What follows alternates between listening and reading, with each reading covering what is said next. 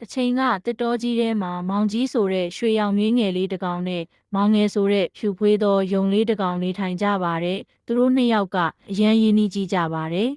။တစ်နေ့မှာမောင်ကြီးကအရန်သဘောကျတဲ့ပန်းမွေးလေးတစ်ကွင်းကိုတွေးလိုက်ပါတယ်။အဲ့ဒီပန်းကွင်းမှာချိုမြိန်တဲ့ပန်းလေးတွေအများကြီးပွင့်နေပါတယ်။မောင်ကြီးကစိတ်လှုပ်ရှားပြီးမောင်ငယ်ကိုအပြေးလာခေါ်လိုက်ပါတယ်။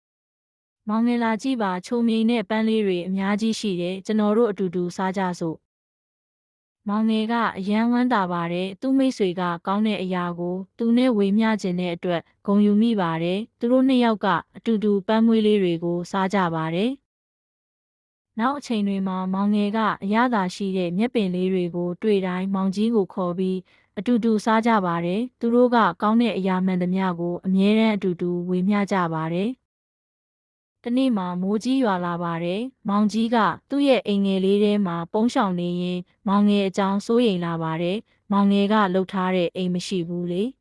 ။မောင်ကြီးကချက်ချင်းပြေးသွားပြီးမောင်ငယ်ကိုသူ့အိမ်ထဲကိုခေါ်လာပါတယ်။သူတို့နှစ်ယောက်ကအတူတူနှွေးထွေးတဲ့အိမ်လေးထဲမှာမိုးလုံပြီးအတူတူအိပ်ကြပါတယ်။ဒီလိုနဲ့မောင်ကြီးမောင်ငယ်ကတစ်သက်လုံးရင်းနှီးမြတ်နိုးတဲ့မိတ်ဆွေကောင်းတွေဖြစ်ကြပါတယ်။သူတို့ရဲ့မိတ်ဆွေကောင်းဖွဲ့ခြင်းရဲ့လျှို့ဝှက်ချက်ကဝေစုခြင်းနဲ့ချစ်ချင်းမေတ္တာပါပဲသင်ခန်းစာကောင်းတဲ့အရာတွေကိုမိတ်ဆွေတွေနဲ့ဝေမျှတဲ့အခါပျော်ရွှင်မှုကနှစ်ဆတိုးလာပါတယ်ရင်းနှီးတဲ့မိတ်ဆွေကောင်းတွေကဘဝကိုပုံမလှပစေပါတယ်